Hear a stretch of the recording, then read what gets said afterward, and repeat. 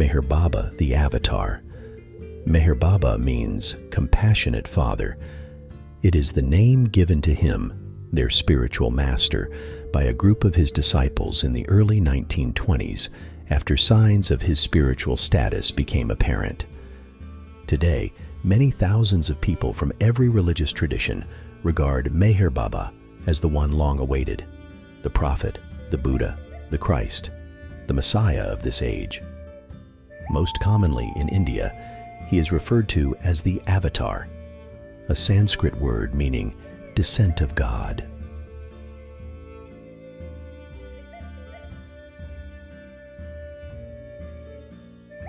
Youth and spiritual awakening.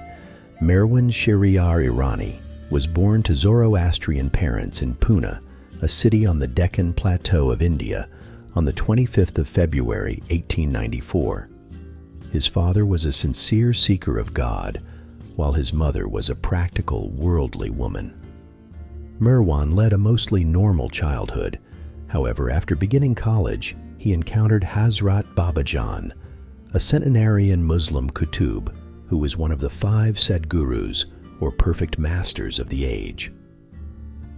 In January 1914, with a kiss on the forehead, Babajan revealed Merwan's latent state of God realization.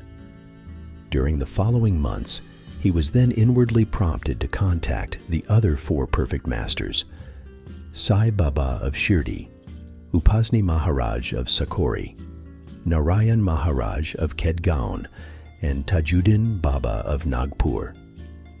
Through the help of these 5 perfect masters, Merwan came down into the duality of creation while retaining the infinite experience of God's transcendent oneness, thus becoming established in spiritual perfection.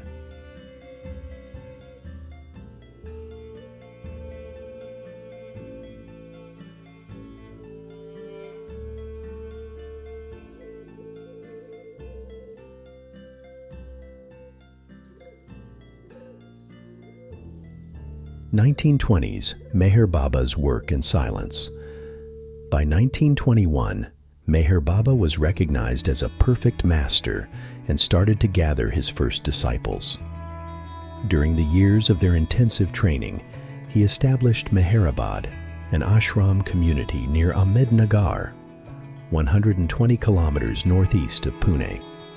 His work there included the distribution of food and clothing to the local poor, establishing a charitable hospital and dispensaries, and opening free boarding schools with the eventual emphasis on spiritual training. From the very beginning, Meher Baba's work was rendered to people of all castes, creeds, and religions.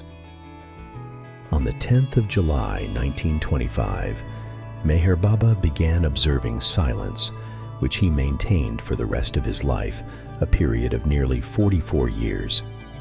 His silence was not undertaken as a spiritual exercise, since, as he explained, he had nothing more to gain for himself. Rather, it was a limitation that he assumed for the spiritual upliftment of humanity and the benefit of all creation in general. For many years, he spoke to others by pointing to letters on an alphabet board that a disciple would read out. In 1954, however, he gave up the alphabet board, communicating thereafter through his own system of hand gestures, unique and beautiful in their expressiveness.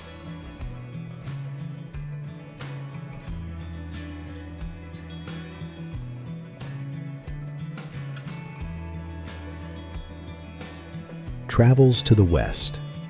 The 6-year span from 1931 to 1937 was a period of world travel during which Meher Baba visited Europe 10 times, America thrice, as well as China and the Far East.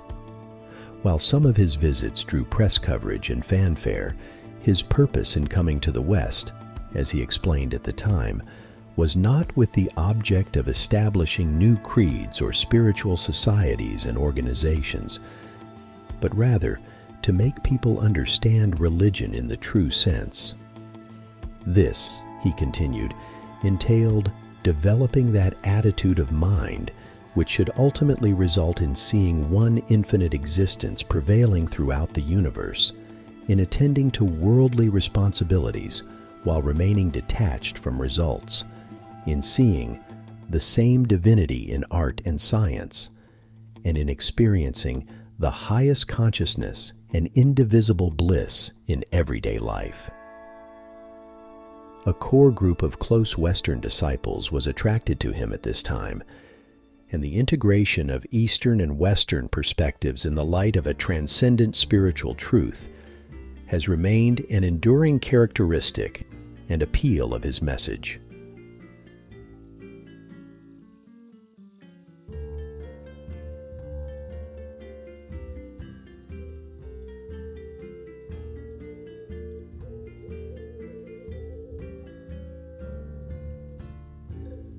(1937 to 49) work with the God-intoxicated and the poor. In the late 1930s and throughout the 1940s, Meher Baba's work took a new turn, focusing increasingly on his personally contacting and serving persons whom he called masts. Masts are advanced souls experiencing the inner planes of the spiritual path who have become spiritually intoxicated from direct awareness of God. While to outward appearances, masts might seem to be unbalanced, in actuality, they are vast reservoirs of spiritual light, and as such were useful to Meher Baba in his spiritual mission. Throughout the length and breadth of the Indian subcontinent, from small hamlets to large cities, by train or bullock cart or even on foot, Meher Baba traveled in search of these individuals, whom he would feed, bathe, and sit with in seclusion. Another aspect of his work at this time, and indeed throughout his life, involved bathing lepers, washing the feet of the poor, bowing down to these unfortunate ones, and giving them grain, cloth, and money. Meher Baba explained that when the God-man served these souls, it had an impact not only on those directly concerned, but on all humanity.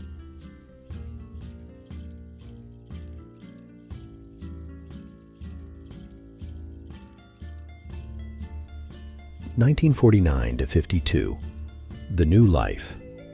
After carefully preparing for this major life change, on the 16th of October 1949, Meher Baba dissociated himself from the places, possessions, and connections that he had maintained until that time, and embarked on what he called a new life of complete helplessness and hopelessness in total reliance on God. He temporarily put aside his authority as a perfect master to become the perfect seeker of God on behalf of all humanity. This work was resolved through the inevitable solution of Mananash, or annihilation of the mind, which culminated in early 1952 at Meherazad, Meher Baba's new residence north of Ahmednagar.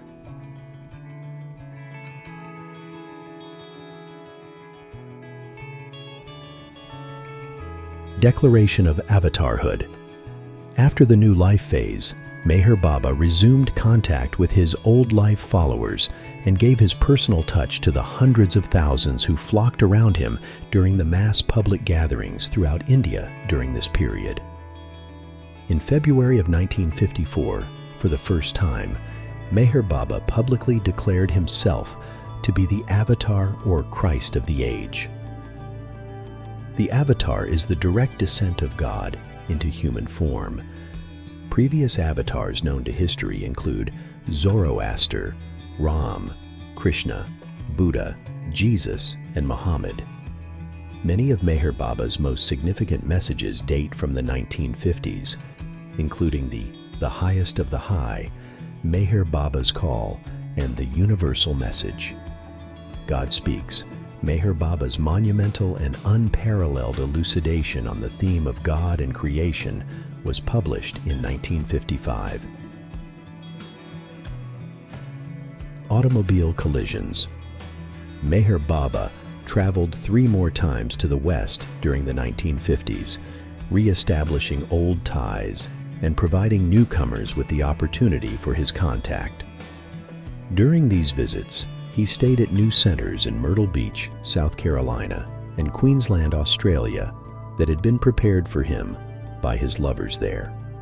He passed through 2 serious automobile accidents, one in Oklahoma, USA in 1952, and the other in Satara, India in 1956. As he explained at the time, in every advent the Avatar or Christ must take physical and spiritual suffering upon himself as part of his efforts for the redemption of humanity during that age. The injuries which Meher Baba sustained, particularly from his second automobile collision, contributed to the gradual decline in his health over the next decade. Seclusion for universal work and Darshans. For the most part, after 1958, Meher Baba discontinued his travels and public darshans, focusing more on his universal work on the higher spiritual planes, which he would do in strict seclusion. This work continued throughout the 1960s, becoming increasingly strict through 1968. Besides the large East-West gathering of 1962 and the Pune Darshan program of 1965, Baba's lovers occasionally had the opportunity to enjoy time with him during the summer months at the Guru Prasad Palace in Pune.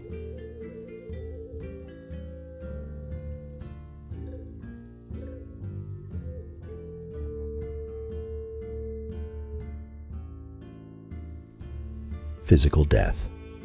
In July of 1968, Meher Baba announced that he had completed his work 100% to his satisfaction.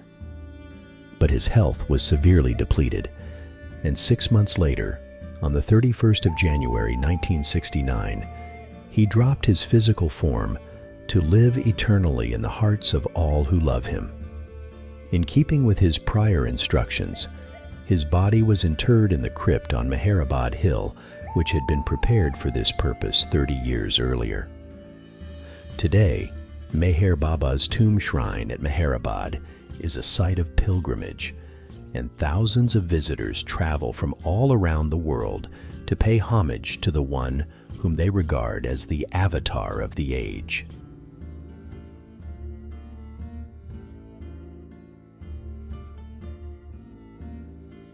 Personality. Meher Baba had a magnetic, indeed, captivating personality, whose appeal was evident not only in intimate settings, but before large crowds. Many who met him, both followers and otherwise, have commented particularly on the quality of his eyes and glance.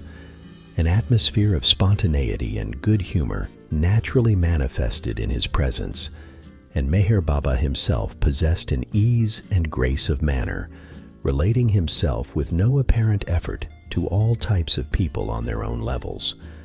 Though fire and force of character played a role in the discipline which he required of his disciples, his usual disposition was compassionate and gentle, particularly toward those who were suffering.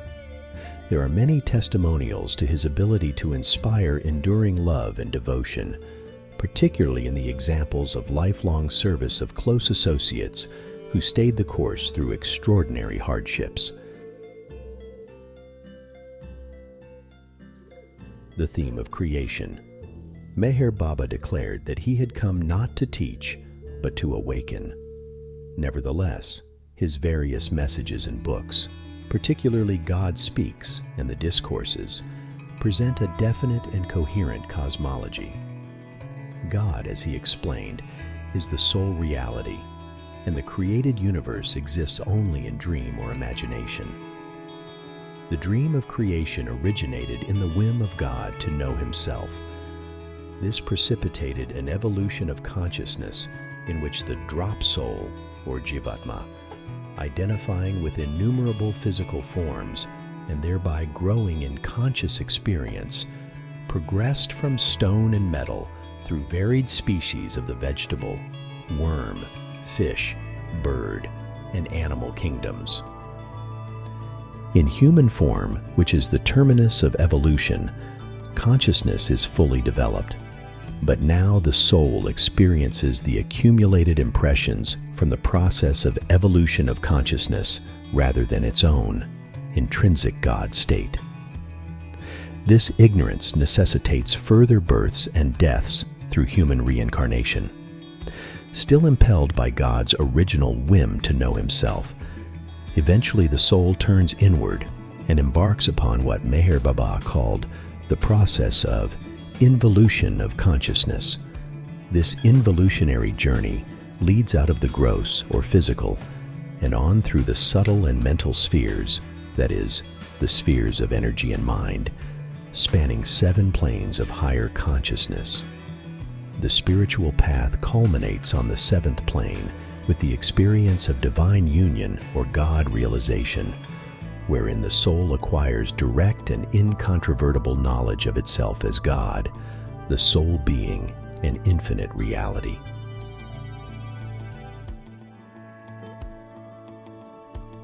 Avatar and the spiritual hierarchy. Meher Baba explained that the few genuine Mahatmas, peers, Walis, and saints are pilgrims at various stations on the first 6 planes of consciousness.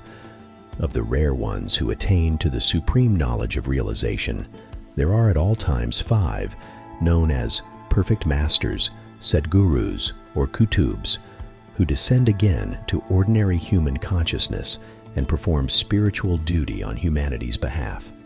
The Avatar, Christ, Rasul, Ancient One, is a separate case. Every 700 to 1400 years, God himself directly incarnates in human form to redeem humanity from its ignorance and to precipitate a springtide in creation, bringing a new awakening of conscious awareness.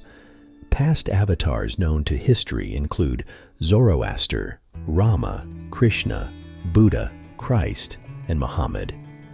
Meher Baba said that his own advent as Avatar, the last in this cycle of time, would give birth to a new humanity in which the heart and the mind would achieve balance, and spirituality would suffuse and integrate all aspects of material life.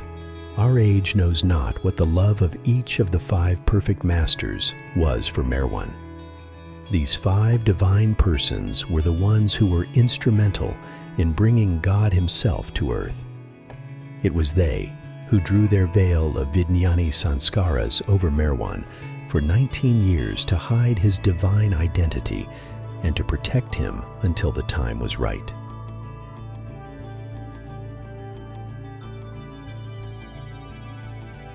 The path of love. Meher Baba gave no importance to rites, rituals, or religious ceremonies, but attached the highest significance to love for God. Divine love, he said, recognizes no barrier of caste, creed, religion, race, sex, or nationality, as it spreads directly from heart to heart.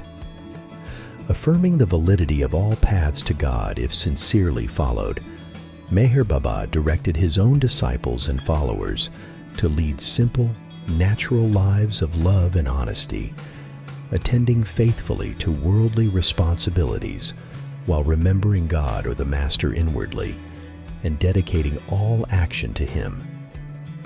Meher Baba's worldwide following today continues to love and honor him, not merely as a great spiritual teacher, but as the actual divine beloved or manifestation of God in human form.